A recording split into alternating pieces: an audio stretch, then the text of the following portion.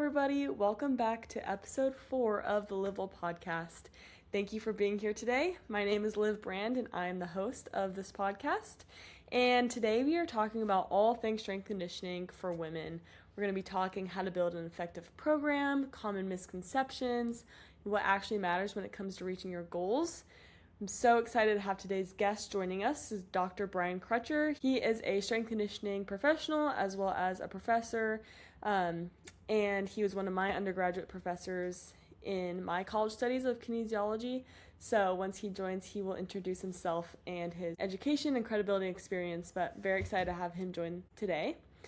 And we are going to work to help you guys understand just the fundamental principles of strength training so you can confidently choose a program that aligns with your goals and avoid common barriers. Whether you are young and getting into it, whether you're advanced, or whether you've hit menopause, we talk about all of it and all the considerations for women in strength training. So go for a walk, grab a drink, relax. I hope you enjoy, and I hope you learn something. Alrighty.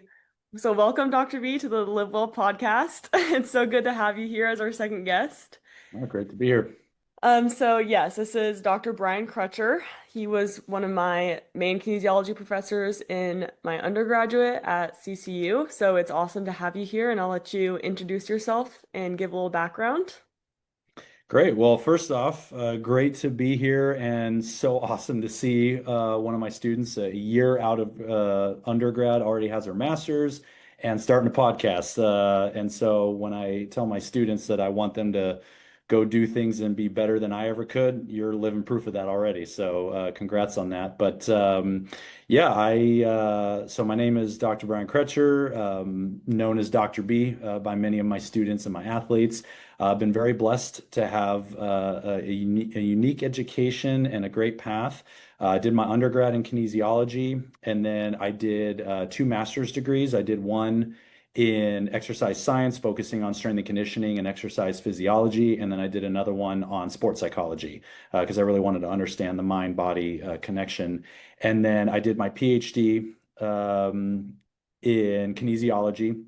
And then actually, as a fun fact, I am doing a 3rd master's degree here at Texas A&M, where I currently am working in educational psychology. So just trying to pull in a little bit more of the mindset aspect, focusing a lot on like motivation and motivation theory and things like that. And I'm currently at Texas A&M. I'm a clinical associate professor, mainly teaching strength and conditioning and exercise physiology, and doing concussion and sleep research with athletes.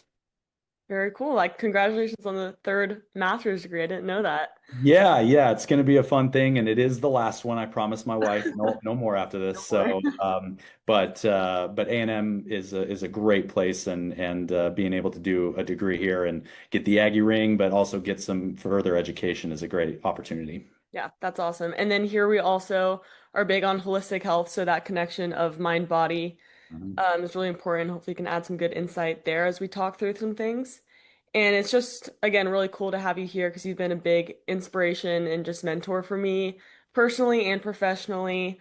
From my very first year at CCU, freshly 18 years old, and just kind of figuring out what I want to do, and really helping me feel the passion for strength conditioning, and just guiding me to really get where I am today. I'm very grateful for everything you've done. So it's very nice to have you here at the end of the education and then starting on to my career. So No, thank it's you for great to being see, here. and I've told you for 5 years now. I expect big things from you, and it's you're already doing it. So very proud of you for sure, and Michelle is as well. So Thank you. we're excited for you. Thank you. All right, we've got a few icebreaker questions. First, for you personally, how do strength and faith connect? Oh, great question. For me, getting into kinesiology, being an athlete my whole life, but also accepting Jesus Christ as my Savior, it was not a hard connection to make. Being able to see that we are fearfully and wonderfully made, and it is such an amazing thing to study the human body. And so when I'm looking at strength and conditioning and looking at performance, I see an athlete or anybody I'm working with at any age, from any context of life. and I'm able to see that God created the human body to move. We were built to move. Yes, we need to rest, and it's good to sit back and sit in a lounge chair and watch a movie or something. But we're made to move. We're built to be active, and being able to study that from a scientific level is amazing. But then infusing faith into that, I think, has been fantastic, and it helps keep the motivation going because you see the amazing physical and psychological benefits that come from just simply moving that rivals or sometimes even is in conjunction with certain medications that we see that also have their place, but movement must always be a part of the equation. And that's what I've learned, and that comes strictly from how God created us. Yeah, absolutely. And then next is, what is the biggest misconception that you hear from women who are either athletes training or getting started or just in this strength world? Yeah, there's a few that I'm sure we can get into a couple of them, but probably the biggest one I think is even still there. I think it's dispelling a little bit, but it's the bulking. I'm going to bulk up. I'm a little nervous to lift weights. I'm a little nervous to put on more weight. They look at the scale. They Mhm. just see the scale, and I'm like, let's not focus on the scale right now. It's the composition that matters. Is your mile time or is your velocity or your strength or whatever metric we're looking at, are those improving? Because I care more about that than I do the actual scale, right? And yes, the scale can have a place in certain health aspects, but if we're strictly looking at performance, there's a lot of other metrics that are going to matter more, in my opinion, and what I've seen versus just a number on a scale. So, and everything has to be taken in context. So I think that's one of the biggest Mhm. misconceptions is that females can't lift heavy. They can't be explosive because they're going to bulk or they're just, they're not going to be able to handle it. Like, no, women can absolutely handle it and they should be lifting heavy and going hard and all that kind of stuff within reason, of course. But just like men, it's no different. It all comes down to programming. Absolutely. And we're going to get into different types of programming later on, but I totally agree. It's also looking into the future. It's like, how is you lifting heavy now going to affect your health later and your longevity later on? Um, Even if it's like, I'm afraid of getting bulky now, and I mean, that's a whole nother discussion too of like how women often don't carry enough hormones and to like truly like bulk up the way that we think that we will. But it's like, how is this going to affect us later down the road? It's like honestly worth it to be, I mean, you're going to gain muscle too. That's going to increase the scale. It's like, would you rather have that number on the scale be perfect, or do you want to have health and be able to live a happy life, a long life where you can play with your kids and your grandkids in the future? So, That's a great point. I think for your female listeners, two things that they want to focus on and understand these words are osteopenia / osteoporosis and sarcopenia. hmm Osteopenia, osteoporosis, we know is a bone disorder where bone mineral density starts to decrease and your bones become very brittle. It can be a very, very pervasive disease. It is much more common in women than it is in men. And then sarcopenia, which we all go through, is the natural aging of muscle that you start to lose muscle mass around age 40 is about when that starts to set in. So we're all going to age, but you can absolutely impact the rate of descent, so to speak. And you reach peak bone mineral density, usually around somewhere between 25 and 35, somewhere in that age range. And so if you're lifting really heavy, again, within reason, but you're lifting heavy weights, you're not just doing, 5 pounds, 40 reps and sets all the time, but you're actually lifting a little bit heavier. When you're younger, you can build up that bone mineral density where you even have some reserves, so to speak. So like if the natural level is here, you're up here. So you've got more room to play with. But even if you're below that, you can continue to build over your lifespan because what happens is you equal out of the amount of bone that's laid down and the amount of bone that is removed. But then as you age, the amount of bone removed versus the amount laid down this is where the problem comes in. But you can keep that gap really, really narrow if you continue to do bone loading activities. And even if you have osteoporosis and you're saying, well, can I lift? Yes, you can, under the guidance of somebody who knows what they're doing, but absolutely, you can and should still be lifting. Absolutely. Yeah. And that's a great transition into our more educational discussion points, starting off looking at just the benefits, especially for women beyond aesthetics for strength training. And that first point is bone density and talking about how our bones develop and react to the load that's laid on them. So again, it's like laying that foundation. And even though you do, it's just a part of the aging process, you start to lose your bone density and your muscle mass. Your baseline is starting off at a way higher point than it would be if you never touched a weight or you were afraid to do so, or you were just doing like yoga or Pilates or whatever. It's Mhm. the importance of actually loading your bones is more than I think people realize. Absolutely. And, activities like yoga and Pilates, those are excellent. Absolutely Absolutely. do them. Swimming is Mhm. great, but the issue with swimming is you're not loading the bones because you're in water, and so you're not getting the effect of gravity. But doing weightlifting and machines for sure, but free weights. That's, I think, another big misconception that I see more so in the general population, not so much among the female athlete population, like competitive athletes, but just in like the gen pop. I see a lot that are like, well, I don't, the free weights and I'm going to get hurt. And I'm like, I get that, but anyone can get hurt doing anything Mhm. if the form isn't correct or if something happens. Like I've seen machines break, so there's danger in any way, so you want to make sure you have the proper safety protocols in place. But that's a big thing, is I would encourage females to lift free weights, and if you have certain medical conditions that we have to take into account, absolutely. But lifting is so great. Building muscle mass is one of the greatest disease prevention things you can do. Uh, and we're talking myths. Let's throw another one in there. Cardio, cardio, cardio, cardio, cardio. Absolutely, do cardio. It's Yeah. great.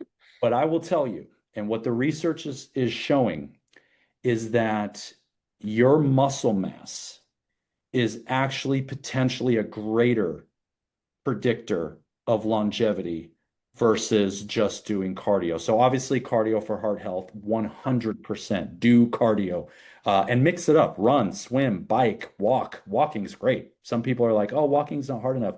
Walking is fantastic. Go on some inclines, Mhm. all of that, but you have to lift weights. You gotta lift the weights. It is absolutely paramount because it is going to help with not only osteoporosis, but diabetes, psychological health, other metabolic diseases that we see. And I've even seen people diagnosed with diabetes that ended up reversing it and going back into pre-diabetes. So the body is amazing. It can heal, but you have to do the things in place. And then we'll get into the programming to where now, we program correctly and we don't overdo it, but we want to make sure that we are getting this knowledge out there so that people aren't going off of just the myths and the AI generated stuff that they Mhm. see on social media, because there's a ton of junk out there Yeah. that looks like it's coming from credible sources, but it's not. And it's also about interpretation. How do you interpret this? What's the context? So I think that that's a definitely important point. Absolutely. And then even I think you touched on that metabolic health, especially going forward and like when women get to menopause, and it does just wonders at just, I mean, obviously reducing fat as you're building more muscle, improving your insulin sensitivity, your glucose control, blood pressure health, like all of these while preventing metabolic diseases, reversing metabolic diseases. It is just the cornerstone of health, I think, of preventative medicine and also like reactive medicine of being able to build strength is such a skill and an important just cornerstone of health, of like our foundation that I think we should have. Not to mention like you mentioned, mental health, like confidence that you get from being stronger and increasing your weight, even being able to see your body change as you're gaining muscle, maybe losing fat. It's just, um, it helps your mental health tremendously.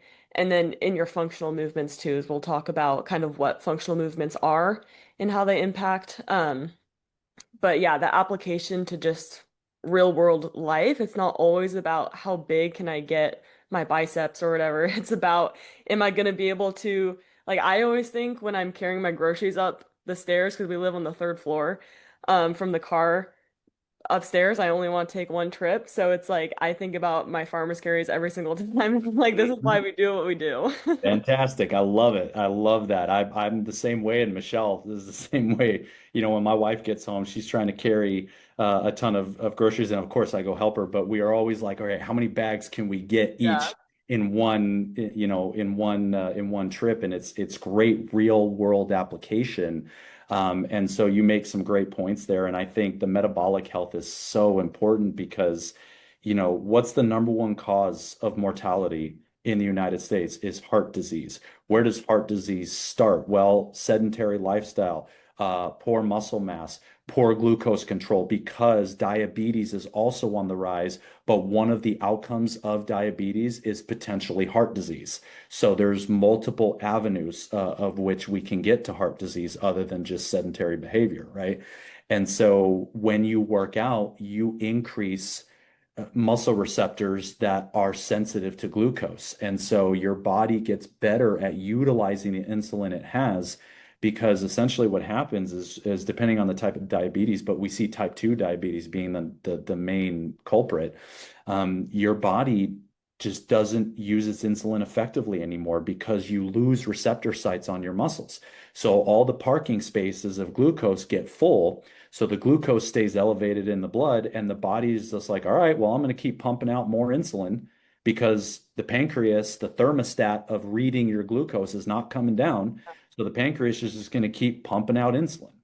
When you lift weights and you do cardio, but mainly lifting, you're increasing that receptor ability. You're adding more parking spaces in the muscles.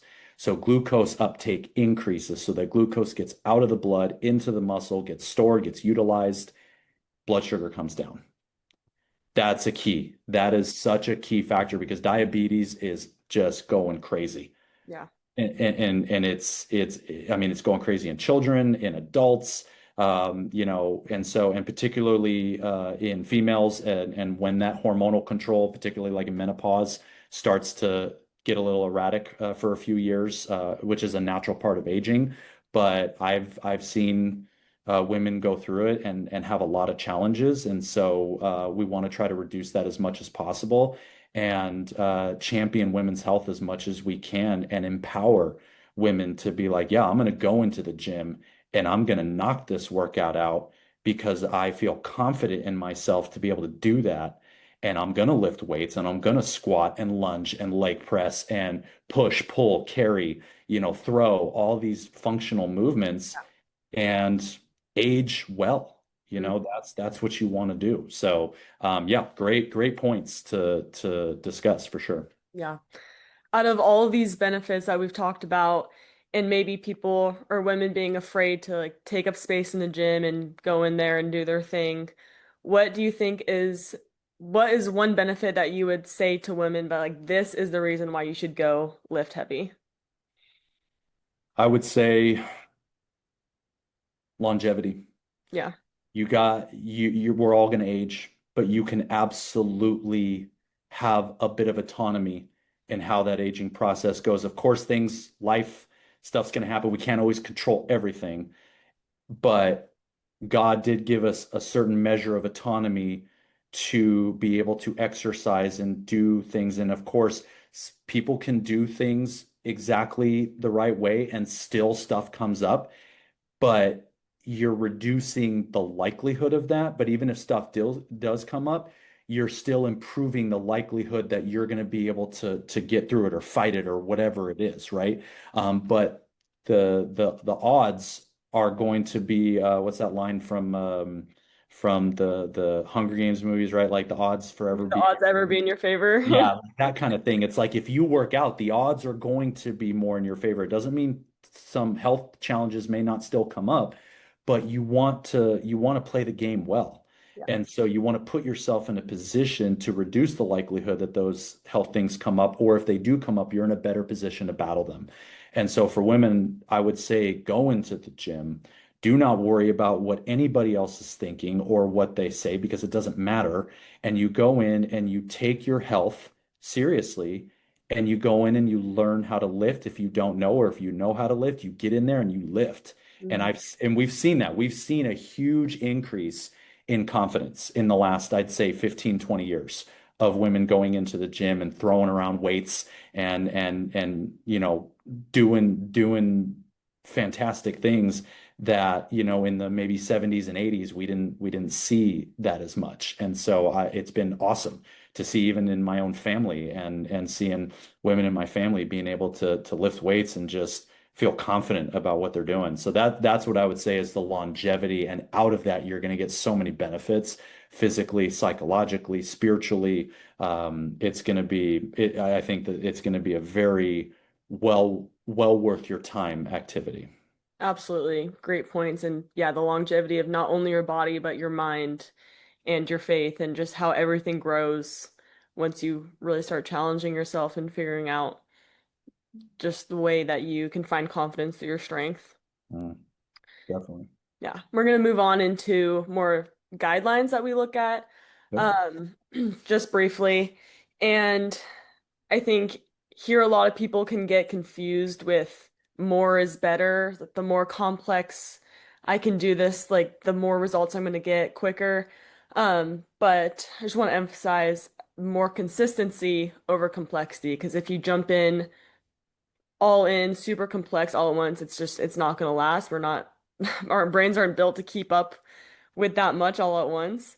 So we're just going to simplify the basic principles here and just talk about some recommendations. So obviously for strength training for well, hang on. ACSM, there we go. We hear 2 times a week as like the minimum. Where do you think that we the population or the female population lies with that 2 times a week recommendation? In your experience, you see people hitting that, exceeding that, not doing that? Yeah, that's a great question. We know the ACSM recommendations are definitely, they're good, but they're minimum. And if you're meeting the minimum, that's great, 2 days a week. But I think you can do more. But at the very least, if you're hitting 2 days a week, are you still going to get benefits? Absolutely. You get benefits doing 1 day a week. Obviously, you have to manage that appropriately. If you're only doing 1 day a week, you have to go a little bit lighter. You can't lift really heavy and just jump in right away. You have to build up, and even if you're lifting 4 or 5 days a week, you have to manage that same principle. But what I would say is the 2 days a week is a great starting point, but I do see in my experience, which has been great, is women being able to lift 3 to 5 days a week, I think is a great goal to shoot for. Obviously, time, family, all those things that we have, job, all those things that we have to take into account. But if all you can manage is 2 days a week, then rest assured that yes, the research, the science shows us you are absolutely still getting benefits. You do not have to go 7 days a week. Please do not lift 7 days a week. You don't need to lift 7 days a week. Be active 7 days a week, sure. Maybe one rest day where it's like an active rest, 2 active rest days or something like that. But you don't need to lift 7 days a week. So 2 days a week is great. But I would say if you can get at least 3 days a week, I think that is a really good goal to aim for. Full body is great. The great thing about full body is it's a little bit of a time saver, but also it's going to have the best metabolic benefit in terms of if fat loss is your goal, or increasing your metabolic efficiency, increasing your basal metabolic, resting metabolic rates. Then doing full body exercises is going to be really good. Hit every muscle group. It's usually about 8 to 10 exercises. But then if you could do a little bit of accessory work and maybe do like an upper lower push pull kind of setup, you can definitely do that within a 3 or 4 day a week plan. So that's kind of what I see for the most part. It just depends on the goals Yeah. of the individual and what they're trying to accomplish. But a lot of the athletes that I've trained in the past, female athletes, we train 2 days a week because that's just what the schedule would allow, and we saw excellent benefits. And maybe even some of the female athletes, because they were your classmates, and if they're listening to this, hopefully they're like, yeah, we saw some benefits even with just 2 days a week of training. So yes, I do see them following the 2 days a week, but I actually am very happy to see a lot of them exceeding and being more like 3, 4, even 5 days a week of splits, different accessory work, things like that. So a million and one different ways to program, but yeah, somewhere in that range, I think would be great. Great. And then we learned the Fit VP principle with strength training. So why don't we go through that acronym and kind of dip into simplify kind of what each one of those means. So starting with Sure. frequency.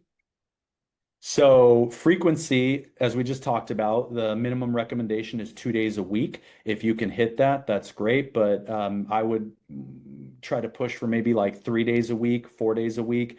And you usually want about 24 to 48 hours of rest between the muscle group. So if you hit quads on Monday, wait at least until Wednesday or Thursday before you hit them again.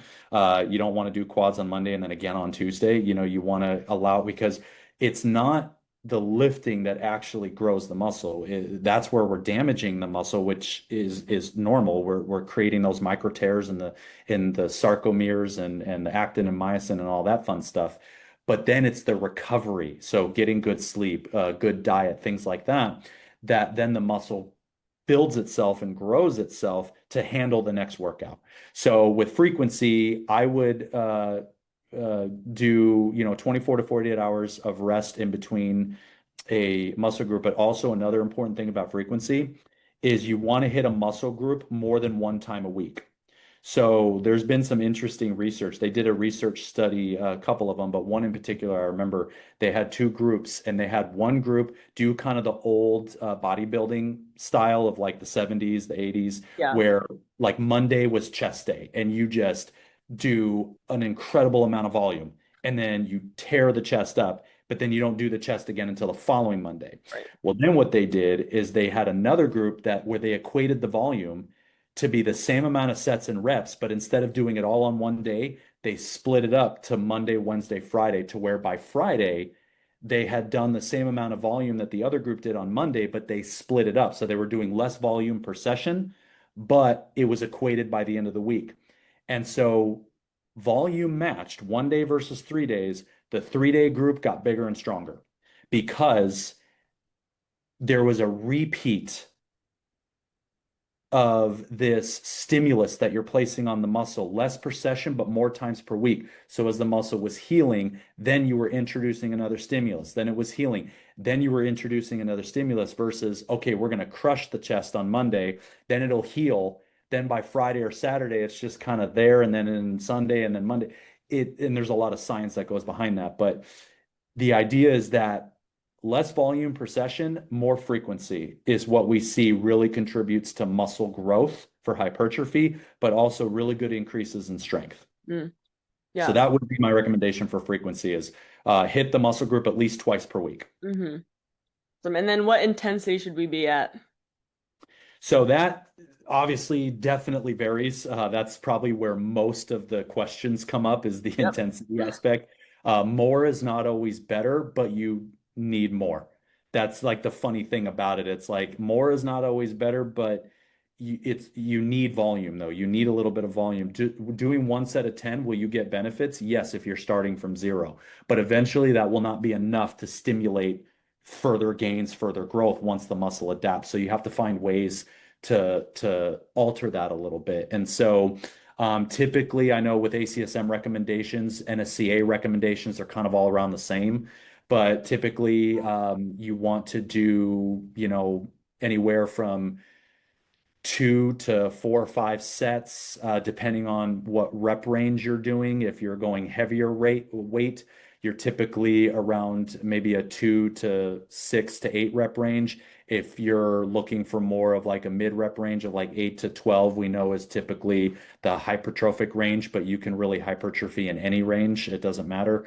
But that's a good beneficial range. And then if you're looking more for like higher rep ranges for like endurance, you're like 12, 15, 20 reps, things like that, and the weight will be lower. So with the intensity, it really just depends on your goals, but my recommendation is cycle through different intensities. Don't just always lift heavy because you need balance. Mhm. Don't just always lift light because you need the heavy. And don't just always lift in the mid range because then that's where, you kind of stall out. And that's something I see a lot, even with athletes, is they're like, I'm not making progress anymore. And what I see is they don't make progress. So they think that their workouts aren't hard enough. So they start going harder. But the reason why they've stopped making progress is because they're overtrained. They're Mhm. doing the same thing all the time. The muscles become stagnant. The system becomes stagnant. And now the very thing that they think they need to do is the very thing that's causing the problem. I'm just going to keep going harder. I'm just going to keep lifting more. I'm doing 4 sets. I'm going to do 10 sets now. And that's not the answer. The Yeah. answer is programming effectively, hitting those intensities of like, okay, we're going to have a block where we're going to be hitting strength and we're going to be doing, 6 reps, and then we'll go down to like 4, kind of a periodization style. And then we're going to have kind of a deload. Then we'll work into more of a hypertrophic or maybe some power. And then we'll do a little bit of endurance and then we'll cycle back to strength. There's so many different ways to do it, but I would say as a general recommendation, have some different goals. And that could be set up over different training blocks. It could be set up within a week. You could do Monday full body and have it be more of like a mid rep range. You could do Wednesday, that's more of a heavier range, up the weight a little bit, drop the reps and sets a little bit. And then Friday's more of like an endurance style, a little bit higher reps, a little bit lower weight. You can play with it. There's a lot of different ways to do it, but do different things. Yeah. Don't just lift the same weight, the same reps, the same sets, the same exercises all the time. Variation with intensity is important. Absolutely. And then that kind of leads into another point of progressive overload, because a lot of people hear that and think, okay, well, I'll just add 5 pounds to my weight every single week. And then they stall out, they get to that point and they're like, why am I not gaining strength? Why am I not growing? Why is this not happening? And there's so many ways that we can do progressive overload that has to do with intensities, but also increasing your reps or improving your form in a specific weight. Um, Mhm. yeah, staying in those like more volume, more control, or improving your recovery. There are so many different ways to go about that. So what would you like how would you explain progressive overload to someone? Yeah, progressive overload is one of the most fundamental concepts that we know of in strength training and in kinesiology and health and wellness. And so, yes, could you add, 5 pounds each week? Yeah, you can totally do that. And I often do utilize that principle, particularly with individuals where they're just starting out, or we're starting a new plan, or we're trying some different exercises, we're recovering from an injury, or just building some base strength. Yeah. It's very easy. It works. Simple works. There's so much flashy stuff on Instagram, and I'm like, what is the goal? What are you trying to accomplish with this? Are you just trying to get really cool with exercises in the weight room, or are you trying to become operational for your sport or for your activity? Are you trying to reach some actual functional goals? Because there's some stuff that I see out there that I'm like, what are we doing there? Like what's the goal of that? So simple works. Not that we can't get advanced with certain things, but simple works. But we can progressively overload with, 5 pounds here, 10 pounds, percentage increases. But also other ways is decreasing rest time a little bit, eccentric. Got to do eccentrics. And I know that, depending on the population, some people might be like, wait, what is that? So we can train that. But increasing the eccentric phase of what you're doing, it's excellent for building strength and muscle. Obviously, it causes a lot of muscle damage, so you're going to be sore, but we have to train it appropriately. But that's another progressive overload aspect, time under tension. Another great is exercise variation. Hmm. You go a good progressive overload for quads would be going from a basic back squat to a single leg squat, and then also your you're getting the core, you're getting glutes, you're getting a ton of different work there. A lot of people don't understand that a split squat is actually one of the best exercises for your core. They're thinking it's all legs. Oh no, it's the core as well, for Mhm. sure. So that's a progressive overload. And so even doing like if you do kettlebells, do a kettlebell sumo squat where you're holding the kettlebell low, and then you can progressively overload to where now you're holding it a little bit higher. It challenges your core strength a little bit more. You got to stabilize a little bit more. You can add benches to where now you're standing on benches and your depth or plates and your depth gets a little bit more. There's so many different ways to progressively overload. Yeah. So that's what I would say is it's not just always the weight. It's Hmm. the challenge of the exercise. It's the rest time. It's the eccentric phase. There's different ways you can progressively overload. Absolutely. And I think that's especially, maybe not especially, but it's a great consideration for women as we go through different hormone changes throughout the month. It's not always going to work out to lift heavier because sometimes our energy is being shuttled somewhere else. So it's just not realistic to be able to lift heavier every single week and expect one week to be the same as the week before. So And that's, that's a really great point that you make. The menstrual cycle, there's a lot of myth stuff out there around that. Um, when women have different cycles, they react differently, and that's the thing is it has to be individualized. yep. The research has debunked the myth that women cannot train when they're on the cycle, like when they're actually going through it. Yeah. And so that is a myth. You can absolutely still train. What we have to do is take into account the individuality of one woman versus another one. Whereas one woman might be on her period at the moment, and she's like, honestly, I feel fine. I feel good. Okay, the energy is good. She's feeling good. We can push it. Mhm. Whereas another female might say, nope, I'm in pain. I'm tired. I didn't sleep well last night. Uh, you know, I'm not feeling it today. Okay, so we back off.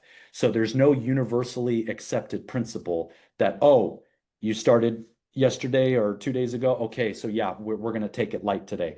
No, I say it has to be individualized. It has to be Absolutely. dependent. You definitely have to take into account the energy, all of that, but it's not a foregone conclusion Hmm. that, oh yeah, nope, can't do nothing for the next few days. No, it's all based on how you feel, and you know your body best. Exactly. You're going to know better than me. So I can give you the science, but I'm also going to say, how are you doing? How are you feeling?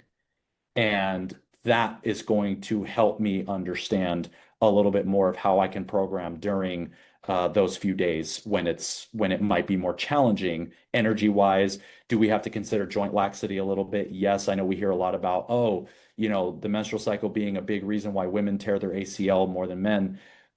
Is it a potential factor? Yes, but is it the factor? No. Yeah.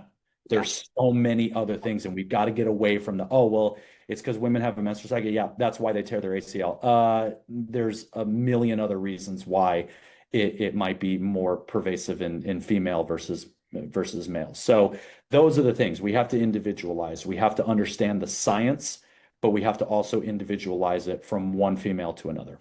Absolutely. Yeah, I've noticed a lot, even like doing my podcast and talking about different aspects and looking at research and stuff. There's just so many blanket statements that people make, especially on social media, being like, this is what you do when you're in this phase, or this is how you should eat in this phase. And it's so individualized. And I think people take a lot of these things to heart and being like, okay, I have to incorporate this into my life, and that's how I'm going to get healthier, versus understanding that that's an option and maybe it'll work for you, but it's not truth. It's not, I mean, it could be truth for some people, but it's not like this is the make or break of implicating this into my life and then I'm going to feel so much better. It's like you have to take into account your own individual, like how you feel, how you sleep. Like every woman reacts differently to everything. So yeah, That's a great point. yeah, blanket Yeah, statement. I just to jump in on that, it's a great point because we see a lot of blanket statements. There's a lot of people on social media that absolutely know what they're talking about, but there's also a lot of people that don't. There's a lot of Hmm. what we call charlatans on social media that are trying to sell something. They're trying to say that they have the secret formula. They have what nobody else knows. Do I know everything? Absolutely not. But do I know a lot? Yes, because I've been blessed with a good education and I've worked and I've been in the field for years. So I can look at something and say that, yes, maybe there's a little bit of truth to that, but there's also a lot of gray area that you're not talking about. We have standards. We have these ACSM guidelines, NSCA guidelines. Absolutely. You remember me talking about this in class. These are great foundational principles that we start with. You can't build a house without a blueprint. We've got to know where we're starting. But then when you get deeper, now you can start to deviate a little bit. You can start to say, yes, but for this person, we're going to do a little bit of this, but also we can do some of this. But you got to have somewhere you're starting from. So three sets of 10 reps, like, yeah, it's a great starting point, but then we can deviate a little bit more with the individual goals and the individual responses of each person, particularly women. And that's where we get into talking with people that know what they're doing and are not trying to sell you something. They are just trying to help you, and obviously pay for services. Of course, that it's a business, and we understand that, but it's not Instagram. I'm going to put out this content, and then I don't know who's buying it. I don't know who's, but as long as I'm making money, like, no, I Yeah, want to talk to people. I want to exactly. sit with somebody and look at them in the face and say, okay, here's your deal. Here's what we're looking at. Here's what we need to do to improve and help you. Here are the general principles, but then here are the unique principles that are going to be applied to you. And that's where the clinical decision making comes in. That's where your education, your experience, and your intuition as a practitioner come in. And it's so important, that rapport and connection you build with people. Yeah. And we got to get away from the blanket statements. And for all the female listeners listening, please, please, please vet everything. Do not take social media as gospel. Hmm. There's great stuff on social media, but there's also a lot of junk. So please be careful. Please be careful with AI. Please be careful. There are limitations. Do not ever discount the knowledge that practitioners have and how they can help you. Hmm. Don't just Google stuff and say, all right, that's it. It's a resource, but it's not everything. So that's what I would say. Yeah, it's great. Okay, moving on, we're gonna go into structuring a workout and how to build, and we're gonna look at exercise order and why that matters. So, I mean, the main aspects of workouts, I would say we've got like power, our power that we start with because it, takes, we want our neurological system to be fresh going to that. Then we've got like our core primaries, our accessories, ISOs, core conditioning. So if you were to build a workout with someone, how would you structure it? And then you mentioned it earlier, like accessory work. Kind of go into that a little bit and what that means for the people listening that are trying to figure out how to structure their workouts. Sure. So one of the big questions I get is, do I do cardio first or do I lift first? Depends on the goals, but typically, if the goal is to get stronger and build muscle mass, you want to lift first because you want your carbohydrate reserves to be at their peak, because muscles feed off of carbohydrates a lot faster than they feed off of fat. And so carbohydrates are necessary. Obviously, it's going to look individual based on the person and their own individual goals and metabolic health. But carbohydrates are fuel. God created our bodies to synthesize carbohydrates for energy, um, for a reason. And so if the goal is to increase strength, then absolutely we lift first. Yes, we do power. That is usually the first thing because it has the highest metabolic cost. It taxes the metabolic and nervous system the most because it's explosive, it's quick, fast speed, high velocity lifting, velocity-based training type stuff. And so you do power first, then you go into your core exercises. And when we say that, we don't mean core like your abs, we mean core like the meat and potatoes of your lifting. So your squats, your leg presses, your eccentrics, lunges, bench press, those types of large muscle group exercises that we're doing. So you want to hit those. And so if we were building a workout, let's say a full body, we could start with, let's say, one power exercise. Let's say we're going to do dumbbell push press. But we're going to do like an explosive dumbbell push press. So it's going to be sitting and really exploding up. And so we're going to do that as our first exercise. Then we work into back squat. So that's our core lower body, primarily anterior chain. Then we're going to work into barbell RDL. That's our primary posterior chain. So then we want to get a core upper. So then we go into dumbbell incline press. So getting chest, a little bit of the anterior deltoids. Then we can do a back exercise. So a core back, a lot of muscles in the back. So let's say we do a lat pull down. So we're going to do that. So then we've kind of done our bit, and then we could do if we want to do like a core glute exercise, we could do like bridges or something like that.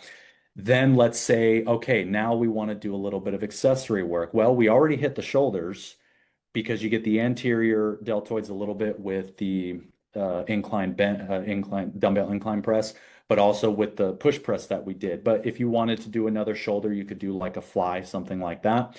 And then you can hit maybe like reverse flies, so you can get those posterior deltoids a little bit more, rhomboids, traps a little bit.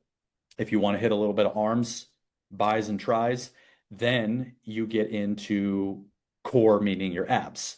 So what I tell people is don't just do like sit-ups and all this stuff, crunches. Yep. Um, there's other things to do. Absolutely do planks, do isometric type stuff. And rotational. Please do rotational. Do not just hit the Hershey bar of rectus abdominis, right? You've got three other core musculature aspects in there, your internal and external obliques and your transverse abdominis. And your transverse abdominis is your natural weight belt, runs across this way, right? Obviously, so named as the transverse. It is one of the single most important muscles in your body for hip and spinal stabilization and core strength, meaning like your abdominal strength. So if you're not doing any current rotational abdominal work, you need to start because it is going to help so much with reducing back pain, with reducing issues that come up later in life with, bending and stooping and things like that, that natural day-to-day activities. So I would do that, and then you can go into, if you want to do some cardio and things like that. So that's a very general exercise workout plan that I would do. And there's a few other things we could throw in there as well, but that would be a very general starting point. Obviously, it would be a little bit more advanced depending on the goals, depending on the lifter, depending on who we're working with. But that's something to start with for sure. You can also, if you want to do a little plyometric work, do that in the beginning as well. Yeah. Plyometric work is excellent, and you can do it at any age. Obviously, within reason, depending on the health conditions and a 70-year-old is going to do plyometrics a lot different than a 30-year-old, Mhm. but they can still do it. So, Absolutely. so yeah, that's how I would do it, and a lot of different ways. But hopefully, that's a good starting point to help people understand kind of the base structure of the power, the plyometrics, then the big lifts, the big muscle group lifts, then the smaller muscle Mhm. group lifts, and you're kind of working down the chain to get to the end of the workout. Perfect. Yeah. I love when I was training in Colorado doing a lot of older population. I had a lot of people come start their strength journey at 75 years old. Like it's never too late to start. And one of the things that made the biggest impact on like their overall health, first of all, incorporating core into every exercise they were doing, like whether they're doing a step up, a squat, anything, it's like always emphasizing that core and then adding that rotational core, rotational power, were the two things that were like the game changers, I feel like, and then always training like an athlete. Absolutely. Even Absolutely. at 77 years old, I would tell her, I would say, hey, we're training like an athlete. Like we're gonna do our power, we're gonna do, I mean, it's gonna look different than if I were to do it or whatever, but Always training like an athlete. Always training like an athlete, and that's what I know I said earlier, if I'm training like my competitive athletes versus the non-athlete population, and that's just a differentiator of if I'm working with a collegiate soccer athlete versus somebody who's just like I just want to be active, I just want to hike. But in my mind, I'm still thinking we're training like an athlete. It's Mhm. just your sport is running with your grandkids Exactly. and walking your dog. That's your sport.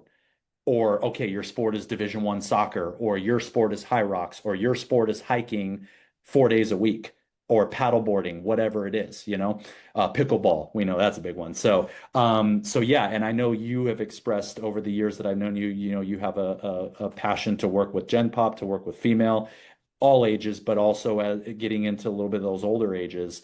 And what I would encourage, if there is anybody listening that is older, you can put on muscle at any age, albeit it's going to be different when you're 75 versus 25, but you can still grow muscle. Even if you are 95 years old, you can still grow muscle. Absolutely, you can still lift weights, and you should be. And so do not be afraid of the weights. Do not be afraid of the gym. Just find somebody that knows what they're doing so that they can put the proper programming and safety protocols in place, take into account any health conditions that are there. But as a general rule, lift, Hmm. lift, do plyometrics. Maybe your plyometric is literally just a small little hop over a line. Great. If that's what you can do, that's what you can do. And stick to the absolute fundamentals: push, pull, hinge, squat, lunge, throw, carry, those movements, 100%. And that's for anybody. I don't care, even if you're Olympic athlete, same principles. Yeah, it's great. And then going through it's different for obviously goals, but kind of walking through different set and rep ranges, kind of going through the structure of the workout. So kind of starting with power, then what should we be doing for our core for a couple different goals, accessories. Sure. What would you say walking through that? Sure. The NSCA has really good guidelines on that. And obviously, again, they're foundational guidelines. We can manipulate them a little bit, but it's a good starting place. So for power, typically it's anywhere from about 3 to 5 sets and about 3 to 5 reps. And so the NSCA used to have it, a little bit differentiated between single effort power and multiple effort power. They still do. But the rep ranges have become a little bit closer together now. And so, yes, based on the new edition of the NSCA book that just came out a few months ago. And so typically it's about 3 to 5 sets, 3 to 5 reps for power. When you're looking at strength, like if you're wanting to lift a little bit heavier, typically it could be anywhere from about 2 to 4, 2 to 5 sets, somewhere in that range, and upwards of 6 reps. If you're doing less reps, let's say you're only doing like 3 reps because you're lifting fairly heavy at that point, then you're probably going to do closer to maybe 5 or 6 sets. But if you're closer to like 6 reps, then you're probably at like 3, 4 sets, somewhere around there. And you could go up to potentially five. And then for hypertrophy, typically you're anywhere between about 6 to 12, 8 to 12 reps, and about 3 sets, give or take 2 sets, 4 sets. About 3 sets is a good kind of number to revolve around. And then same thing with endurance. If endurance is your goal, then you're typically 12, 15, 18, 20 repetitions, 25 repetitions, and you're probably like 2 sets, 3 sets, somewhere in there, because you don't want to do 6 sets of 25 reps. That's a lot. So that's a lot of volume. So you don't Yeah. need that much volume. And so yeah, 2 to 3 sets, 12 to 20, 25 reps, somewhere around there. So the key goal to remember with programming is fundamental. If you're doing heavier weight, then your reps are going to be lower. The sets could be, and like I said, anywhere from 2 to 6, 2 to 5, 2 to 6 sets. If you're lifting medium or lighter weight, then that's where the sets, typically around 2 to 3, 2 to 4, but the reps start to go up because the weight's coming down. So now you can go up a little bit more in repetitions to still get the volume that you need.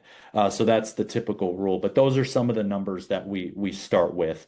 when it comes to power, strength, hypertrophy, and endurance. Those are kind of the big four that we focus on. Yeah, perfect. Thank you.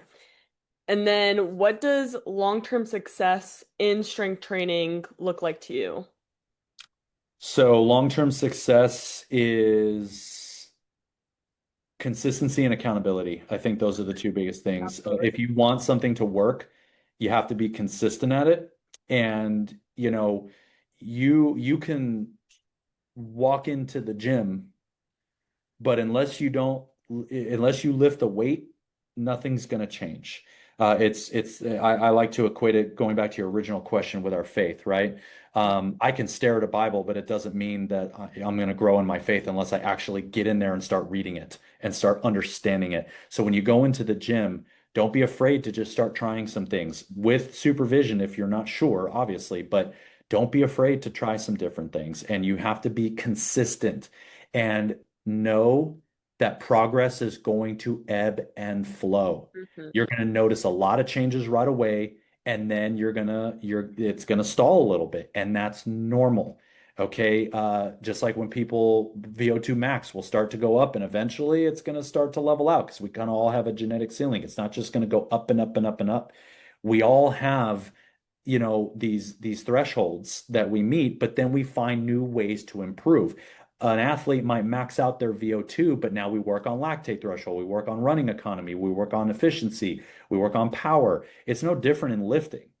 For myself, I lift heavy, but there comes a point where I'm not gonna go much heavier than, 500, 600 pounds on a leg press because I can do it. I don't need to do that. That's heavy, that's fine. Yeah. But then I start playing with different rep ranges. I start playing with rest time with eccentrics. I might go down to 200 pounds and do a 5 second eccentric.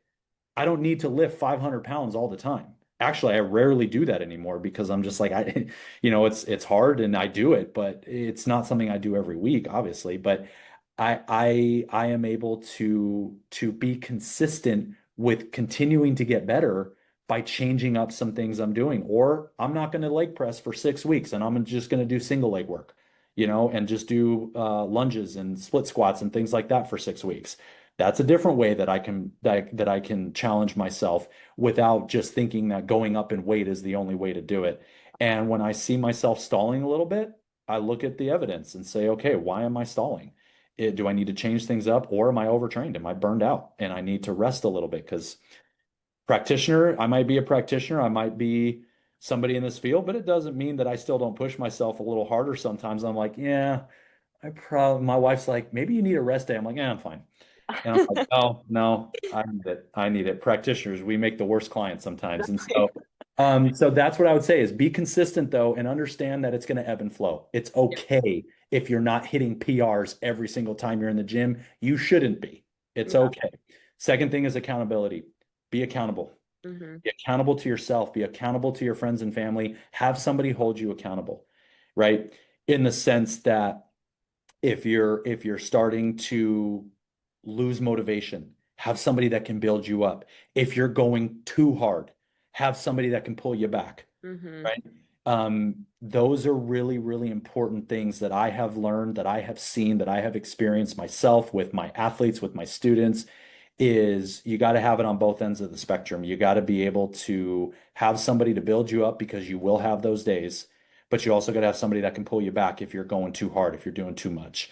And so you got to find that sweet spot, but also understand that again, it will ebb and flow. So those are the two things that I would say. And you know what? I'll add a third one. Have fun. Yeah, Enjoy. absolutely. Yeah. Have fun. Like just enjoy going in and lifting some weights, have fun with the process. And do not compare to anyone else. Be you, yourself, and your journey, your exercises, your goals. Don't try to look this influencer or try to be like that influencer. Just set your goals and chase them. Yeah. That's what it comes down to. And be be the best version that you are able to be for the goals that you have. Use other people as an example, use them as a motivation, great, but don't try to be like them. Yeah. Be yourself and what you're trying to accomplish with your fitness goals. Great. Thank you for that.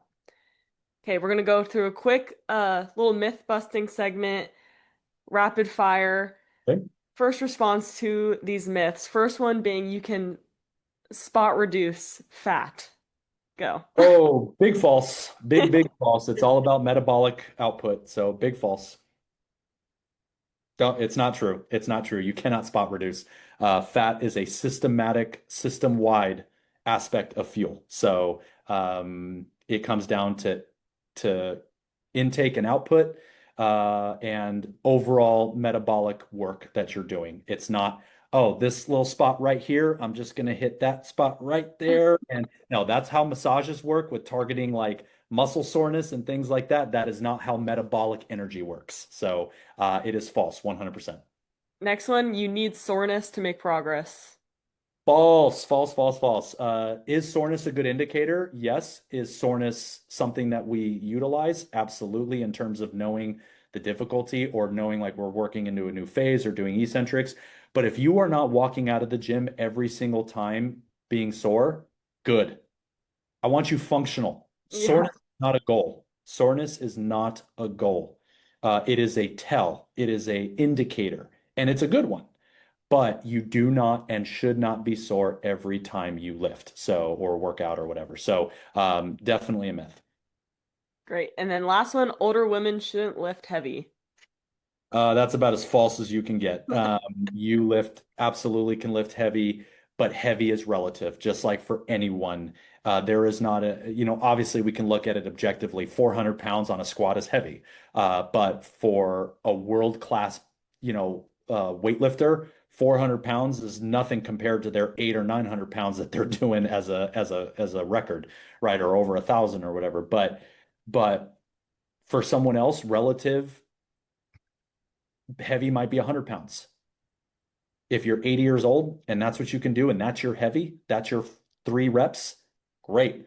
But absolutely false. Older women can and should lift heavy. Great. And then last little segment, we're gonna do our spill it with the guest, where I'm gonna rapid fire ask you questions. You're gonna answer with the first thing that comes to mind. Okay. So first, what's your biggest gym pet peeve? Biggest gym pet peeve. It used to be chalk on everything, but now it's the phone. I If knew you it. are I knew on, you were gonna say if that. you are on an exercise machine or a squat rack or something, please get off the phone because you don't realize that 2 minutes to you is really 8 minutes when you're scrolling Instagram. And so get in.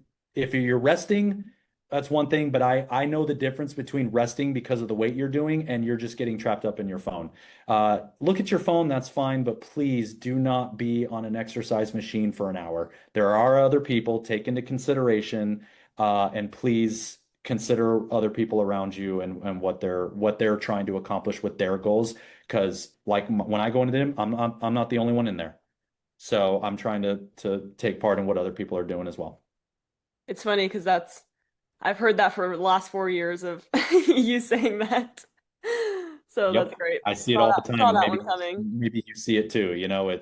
It's a pet peeve. It's a distraction. You can be on your phone, but just set a timer, 30 seconds, a minute. Okay, phone down, let me lift again. Because time goes by.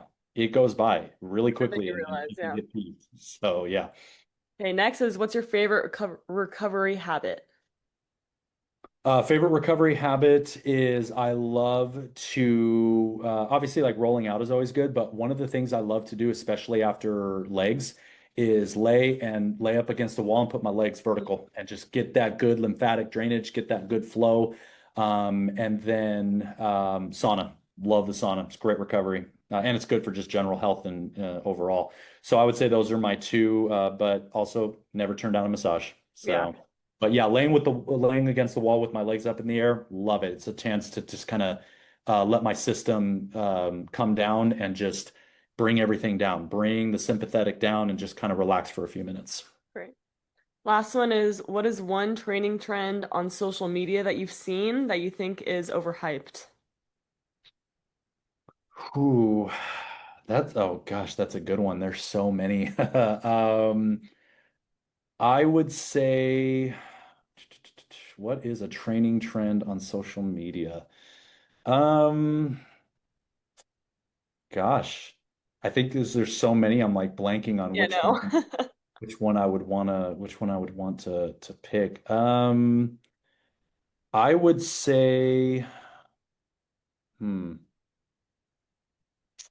which one? There, there was one that I saw, and it was where this this this athlete, I guess, she was she was squatting, like back squatting on resistance bands. Oh, I've seen that For video. suspended resistance Yeah. bands on the J hooks of Yeah. the squat rack, and I'm like, what? What am I seeing here? Like, and it was crazy because I'm like, it's impressive Yeah. when you do that. But no, I would never do that with one of my athletes. So, and I don't know if that's a trend, but I saw that and I was like, no. Honestly, the trends is more the information that I'm seeing. Like, oh, if you're over 40 and you're a woman, then you should never lift 8 to 12 reps. Or, you need to walk at this intensity, at this incline, and that's the only way to burn fat. Like, it's more those types of trends that really get to me because I'm like, you can't blanket statement that stuff. What you're saying may be true in the sense that, yes, this could be very effective for muscle growth. This could be very effective for fat loss, but it doesn't mean that everything else is trash. Yeah. We have to take it in concert. So I think that's more the fitness trend. If I were to answer your question, is I don't think it's a single exercise right now. I think it's information. It's the information blanket statement trends that we're seeing that are either simply false or they're only telling you one side of the coin. Yeah. They're not telling you the other side and they're not individualizing it. So I would say that that might be the biggest trend, but I'm sure there's other ones. And if I come up with one, I'll text it to you and then Okay. we can talk about it on a different podcast. But yeah, I would say that I think it's the misinformation is the biggest trend overall, and also just funky exercises, Hmm. weird stuff that I'm seeing that I'm like that's not it doesn't work like the one I explained. It's just it might look impressive, but it doesn't mean it's beneficial. Yeah. Just because somebody can do it doesn't mean they should be doing it. That's something to remember.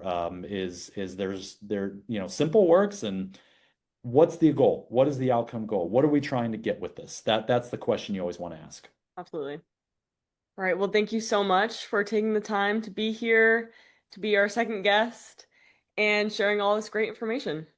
Oh, I appreciate it, and I will say I hope you get more listeners. And as your former professor and now colleague in the field, let me just say I am very impressed, and you are a fantastic student. You're going to be a fantastic professional, and you are going to help so many people. And I am so excited to see what you're going to do, and I'm so excited that we are now in the field together and I hope that we will be able to collaborate in the future and Absolutely. keep doing your thing. And it's awesome. Love it.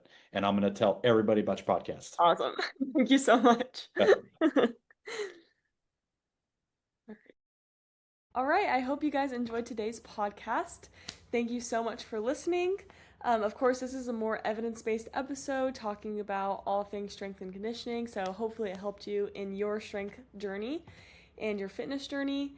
If you learned something, feel free to share it with a friend who might benefit from it or who wants to get into strength training, doesn't know where to start. And if you guys enjoyed today's episode, feel free to rate and review the podcast on Spotify. It means a lot, and leave a comment if you want to. Again, thank you so much for listening. I hope you enjoyed and I hope you took something out of this.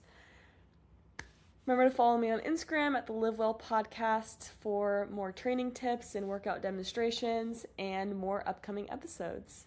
And until then, live faithfully and be well.